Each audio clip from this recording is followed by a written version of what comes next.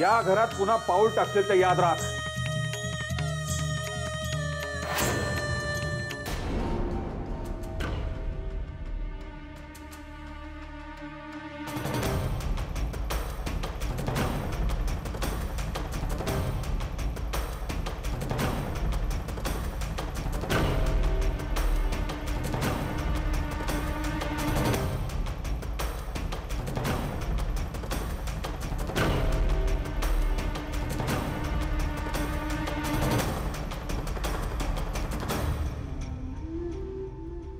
तुझा नम्रपणा, तुझं प्रेम त्यांना बदलवेल.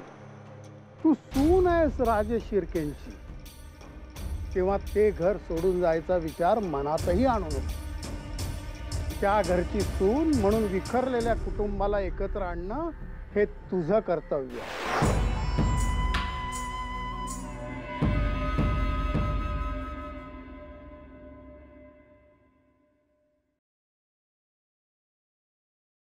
Hello sweetheart, Katie here. नाही नाही नाही नाही, अगं तुला विसरलं नाही मी. काय करू, कामात इतकं बिझी आहे ना मी की भेटायला वेळच मिळत नाही. I swear I have not forgotten you. अच्छा लिसन लिसन लिसन लिसन, उद्या काय करतेस तू? हे आयडिया, तू येशील माझ्याबरोबर फार्म हाऊसला? आपण दोघं एकत्र पूर्ण दिवस एन्जॉय करूया. सकाळी जाऊया आणि रात्री परत येऊया. Okay done. उद्या सकाळी तुला पिकअप करतो. बाय.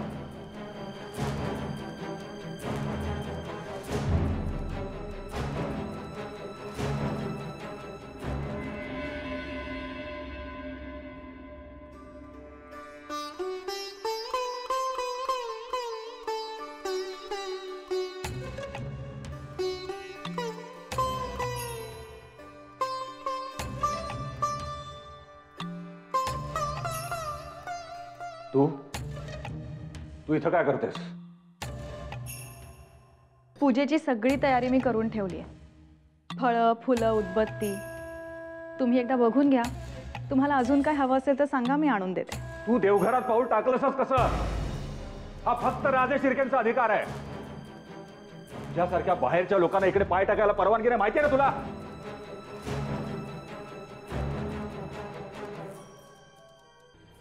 मला माहिती आहे भैयासाहेब, मला तो अधिकार नाही आहे आणि तो जबरदस्तीने मला मिळवायचाही नाही आहे. फक्त ह्या घरातली सून म्हणून माझं कर्तव्य मी पार पाडत होते. तू या घरची सून नाही आहेस आणि तो अधिकार तुला कधीही मिळणार नाही. ठीक आहे, सून नाही, नोकर. नोकर म्हणून तरी घरातली कामं मी करू शकते ना. म्हणजे जे खंडू करतो ते काम करण्याची परवानगी आहे मला. खूप बोललीस, जास्ती शहाणपणा करू नकोस. निघून जा इथून. भैयासाहेब प्लीज चिडू नका. मी पूजा करण्याचा अधिकार नाही मागत आहे आणि मला हेही माहिती आहे ह्या घरात कोणी काय करायचं हे ठरवण्याचा अधिकारही फक्त तुम्हाला आहे. माझी फक्त इतकीच विनंती, जे नोकर करतात ते काम करण्याची परवानगी मला द्या. नोकर म्हणून सुद्धा आम्ही तुला इथं ठेवणार नाही. आमचे हात दगडाखाली अडकलेत म्हणून आम्ही गप्प आहोत. आमच्या संयमाची परीक्षा बघू नकोस. चाल की हो इथून. ठीक आहे भैयासाहेब, प्लीज तुम्ही रागवू नका. मी जाते, पण प्लीज पूजेच्या वेळी भांडण नको. पूजेच्या वेळी शांतता असलेलीच बरी. मी जाते. रणवीर,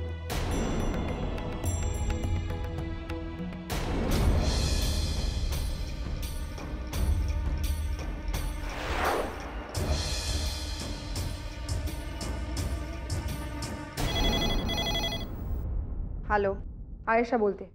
हां बोल आयशा. मुद्दामच फोन केलाय. उद्या आपल्या सगळ्यांसाठी खूप महत्त्वाचा दिवस आहे. म्हणजे?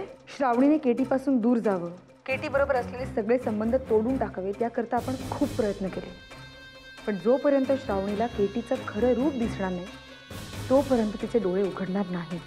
हो हे खरं आहे ग, पण काय करावं काही कळतच नाही. सुदैवाने एक चांगली संधी चालून आली. आता फक्त शेवटचा घाव घालायचा.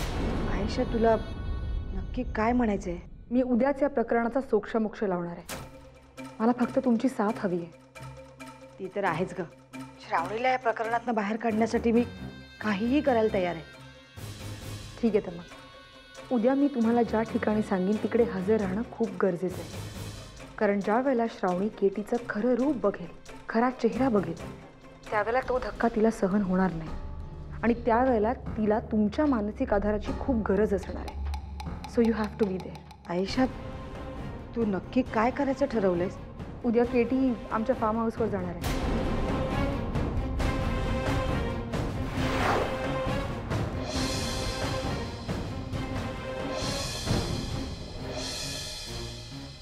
बाकीचे सगळे कन्फर्म डिटेल्स मी तुम्हाला नंतर उद्या कळवीन. एवढं मात्र नक्की सांगू शकेन की उद्या असं काहीतरी घडणार आहे की ज्यामुळे तुमची श्रावणी तुमच्याबरोबर घरी येईल. एवढं नक्की. आयुष्या, थँक्स. ठेवते. हो, बाय.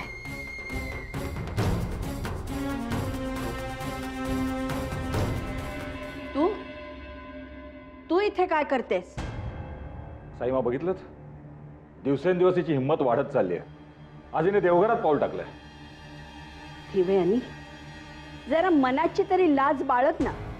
तुला कितीदा सांगितलं ग की तुझ्या या नाटकांचा आमच्यावर काही परिणाम होणार नाही म्हणून, पण तुझ्या डोक्यात काहीच शिरत नाही का? असं सरळ सांगून कळणार नाही तिला. साईमा, तुम्ही आमचे हात बांधून ठेवलेत म्हणून, नाहीतर. रणवीर, देवयानी, तू आमच्या सहनशीलतेचा गैरफायदा घेतेस. आम्ही मनात आणलं तर काय करू शकू याचा तुला अंदाज नाहीये. आम्ही शांतपणानं बोलतोय, याचा तू गैरफायदा घेऊ नकोस. हा जो तू नम्रपणाचा आव आणतेस ना, त्याचा आमच्यावर काही परिणाम होणार नाही.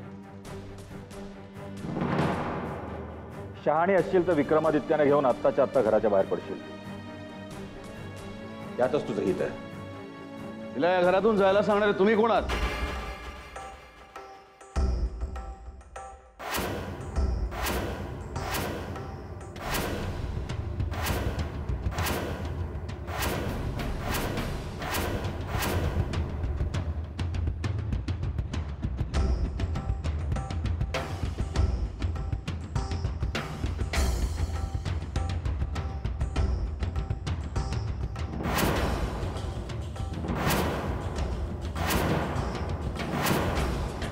रणवीराजे का परत परत तीच चूक करताय? याआधी तुम्हाला किती वेळा आम्ही समजून सांगितलंय, या घरावर देवयानीचाही तितकाच अधिकार आहे. या घरात तिला जिथे हवं तिथे ती जाऊ शकते. तिला अडवायचा प्रयत्न करू नका, परिणाम चांगले होणार नाहीत. विक्रम, प्लीज शांत हो. पूजेच्या वेळी भांडणं नकोत. भांडणाचं मूळ तर तूच आहेस. तुझ्याचमुळे या घरात वाद सुरू झाला आणि जोपर्यंत तू या घरात आहेस तोपर्यंत हा वाद संपणार नाही. हा वाद संपावा असं जर तुला वाटत असेल ना, तर हे घर सोडून तू निघून जा. ती आमची बायको आहे साईमा, आणि हे घर सोडून ती कुठेही जाणार नाही. आणि ज्यांना ही गोष्ट मान्य नसेल त्यांना त्यांची वाट मोकळी आहे. विक्रमादित्य, तुम्ही तुमच्या आईशी बोलता हे विसरू नका. या बाईच्या नादाला लागून तुम्ही घराण्याचे संस्कार विसरताय. संस्काराच्या गोष्टी तुमच्या तोंडी शोभा देत नाहीत रणवीराजे. विक्रमादित्य, भैयासाहेब, विक्रम, विक्रम प्लीज शांत हो. भैयासाहेब, तुम्ही पूजा करा.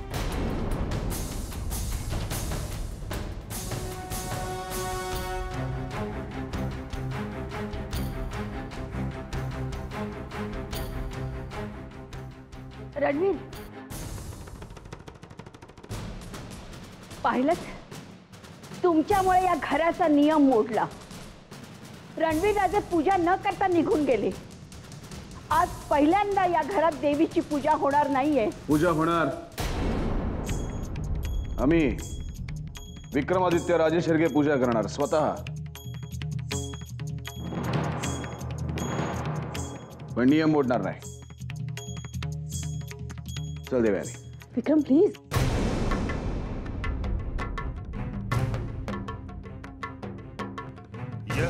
इदं कवचं दिव्यं बाधाशतविनाशनं य इदं कवचं दिव्यं बाधाशतविनाशनं चतुष्षष्टिकलाविद्यादायकं मोक्षकारकं चतुष्षष्टिकलाविद्यादायकं मोक्षकारकम्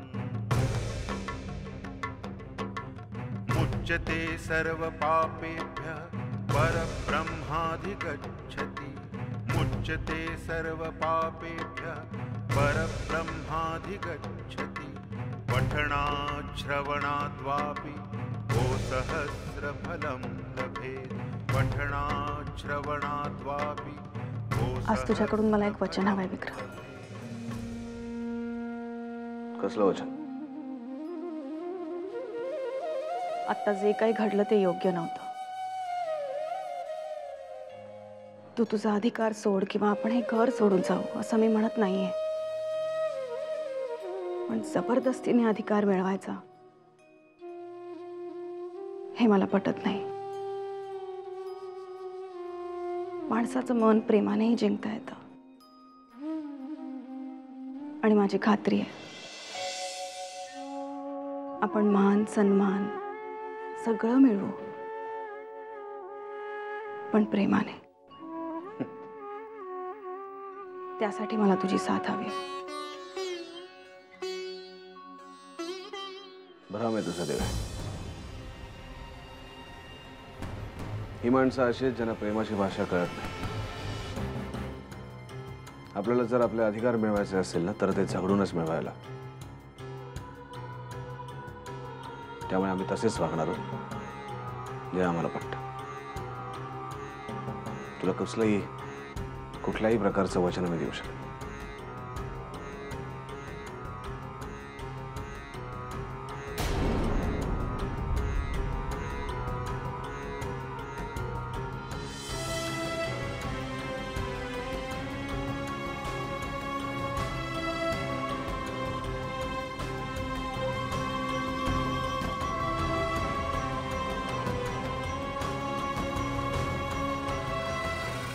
May I come in, sir? Yes, come in. Sir. Sir, पाय कसा आहे तुमचा आता? आता बरं आहे. काही काम होतं का? सर मला मिशनवर पाठवण्याचा तुम्ही काही विचार केलाय सर? सर प्लीज काही करून मला या मिशनवर पाठवा प्लीज सर. साक्षी, मी सिद्धांत मराठीला सांगू शकतो तुला मिशनवर न्यायला, पण काय सर? साक्षी, तुझा प्रॉब्लेम तुला माहिती आहे. तू भावनेच्या भरात ना कृती करून मोकळी होतेस. सिनियरच्या ऑर्डर्स तू फॉलो करत नाहीस. नाही सर, ह्यापुढे असं अजिबात होणार नाही. विश्वास ठेवा माझ्यावर. ठीक आहे, पण काही गोष्टींचं प्रॉमिस तुला करावं लागेल. मिशनवर तू कुठल्याही प्रकारचा धोका पत्करणार नाहीस आणि सिद्धांत मराठीच्या परवानगीशिवाय तू कुठलीही गोष्ट करणार नाहीस. Yes sir. गुड.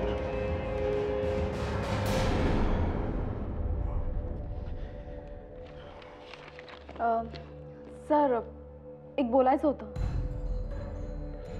बस. Thank you sir.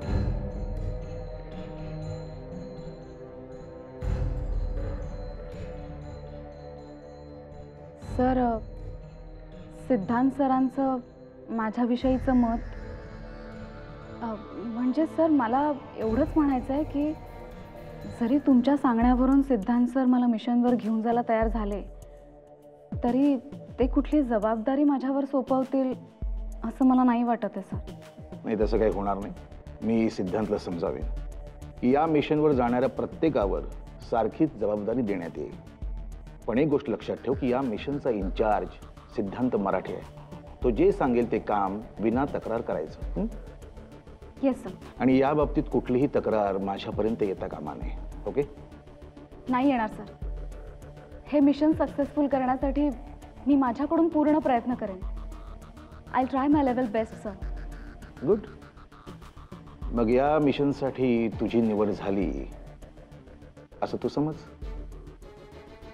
Thank you sir, thank you very much. Sir,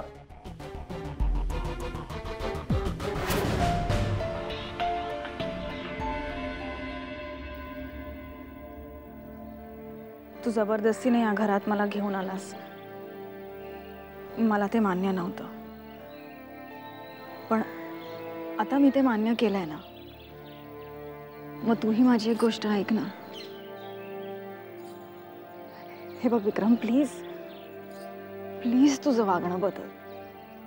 आपण जर त्यांच्याशी प्रेमाने वागलो ना तर ते आपल्याशी नक्की प्रेमाने वागतील.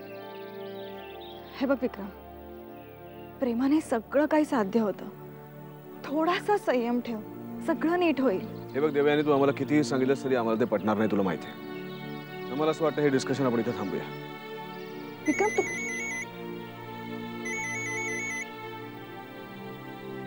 हॅलो हॅलो देऊ, अगं मी बोलतेय. हां आई बोल. देऊ, कशी आहेस तू? मी बरी आहे. तुम्ही सगळे कसे आहात? आम्ही ठीक आहोत, पण तुला एक विचारायचं होतं ग. हां, विचार ना. देऊ, तुझ्या घरी सगळं ठीक आहे ना? हो. का असं का विचारतेस? अगं, पेपरमध्ये सारख्या बातम्या येत आहेत. विक्रम आणि रणवीरचं पटत नाहीये. फॅक्टरी घेण्यावरनं दोघांमध्ये मोठा वाद झालाय. हे सगळं वाचून धास्तावतो ग मन, म्हणून मुद्दाम तुला फोन केला विचारायला. आई, अगं पेपरवाल्यांचं तुला माहिती आहे ना, एवढूशा बातमीची अतिशयोक्ती करून छापतात. असं काहीच नाहीये. देऊ, तू माझ्यापासून काही लपवत नाहीयेस ना? नाही आई, खरंच असं काही नाहीये. देऊ, अगं का कोण जाणे, तिथे सगळं ठीक असेल असं मला नाही वाटत आहे. मी असं करते, मी तिथे येऊन जाते. कशाला? कशाला म्हणजे साई मला भेटायला. त्यांना भेटले, त्यांच्याशी बोलले, तिथलं वातावरण एकदा डोळ्यांनी बघितलं म्हणजे मग माझी खात्री पटेल.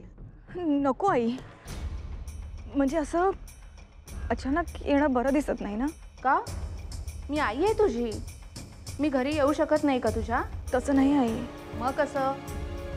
ते काही नाही, मी येते तुझ्याकडे आता. नको, हे बघ हे बघ, मीच येते तिथे. हां, मी येते तुला भेटायला. अगं, मी येते म्हटलं ना, मी लगेच येते. बरं. देवयानी,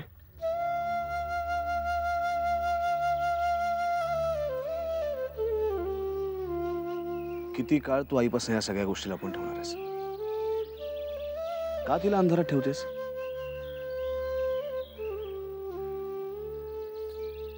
मी येते आईला भेटून.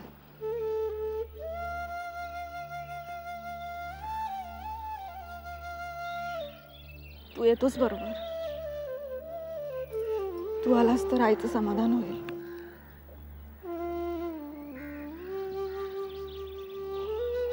चल ना, ह्या वातावरणातून बाहेर पडलास तर कदाचित तुलाही बरं वाटेल.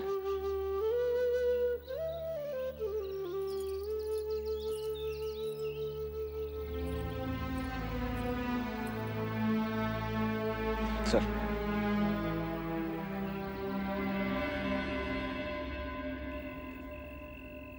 आई, तू काळजी करू नकोस. तिथे सगळं व्यवस्थित आहे. आणि विक्रम आहे ना माझ्या बरोबर. आम्ही दोघंही खुश आहोत. खरंच खरंच काळजी करू नकोस. अगं, असं म्हणण्याने जर काळजी खरंच संपली असती तर किती बरं झालं असतं. पण मुलगी सासरी गेली तरी आईची जबाबदारी संपतच नाही ग. आता नाही कळणार तुला, आई होशील तेव्हा कळेल. आईची मुलीबद्दलची चिंता कधी संपतच नाही. आणि विक्रम, आई म्हणूनच तुला सांगते, तुमचे भावाभावातले मतभेद लवकरात लवकर मिटवा, कारण आता तुम्ही तिथे राहायला गेलात. देवलाही त्याने सून म्हणून स्वीकारलंय. आणि अशा वेळी जर हे मतभेद टोकाला गेले तर घराचं घरपणच नाहीसं होईल. आणि ह्याचा साईमांना किती त्रास होईल याचा विचार करा.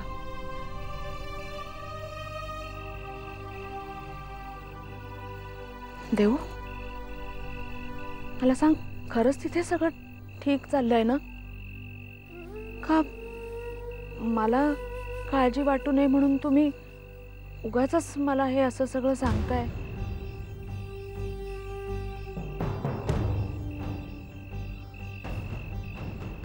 आई, आज